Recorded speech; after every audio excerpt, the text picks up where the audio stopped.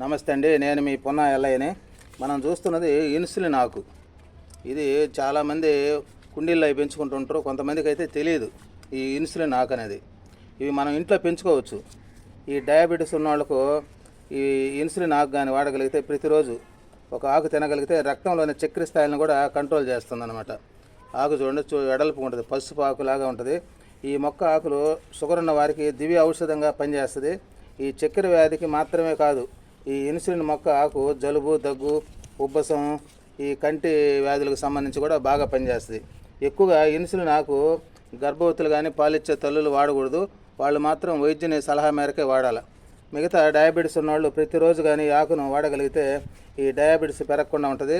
అంతేకాకుండా దీంతో టీ కూడా చేసుకోవచ్చు. ఆకుతో టీ చేసుకొని భోజనం తర్వాత కానీ తాగగలిగితే ఈ డయాబెటీస్ కంట్రోల్లో ఉంటుంది. అందువల్ల ప్రతి ఒక్కరూ ఆ విధంగా టీగా కానీ పచ్చడిగా కానీ మనం నచ్చిన విధంగా చేసుకొని వాడగలిగితే ఈ డయాబెటీస్ ఉన్న వాళ్ళకు చాలా త్వరగా కంట్రోల్ అవుద్ది అన్నమాట. ఇన్సులిన్ స్థాయిలను కూడా కంట్రోల్ చేస్తుంది. ఈ ఇన్సులిన్ మొక్క వల్ల డయాబెటీస్ వారికి అనేక ఆరోగ్య ప్రయోజనాలు ఉన్నాయి. ఇందులో ఈ ఇన్సులిన్ మొక్కను పెంచుకొని ప్రతిరోజు ఒక ఆకు కానీ తినగలిగితే ఈ డయాబెటీస్ కంట్రోల్లో ఉంటుంది, అందుబాటులో ఉంటాయి. ప్రతి ఒక్కరు లేని వాళ్ళు కానీ తెచ్చుకొని వీటిని కుండీలో వేసుకొని పెంచుకోగలిగితే చాలా బాగా పనిచేస్తుంది. చూడండి, ఇది ఇన్సులిన్ మొక్క. ప్రతి ఒక్కరూ తెలియని వాళ్ళు ఎవరైనా ఉంటే దీన్ని తెచ్చుకొని ఈ ఇన్సులిన్ మొక్కను వాడగలిగితే అనేక విధాల ప్రయోజనాలు ప్రతి ఒక్కరు చేసుకోండి ఈజీగా.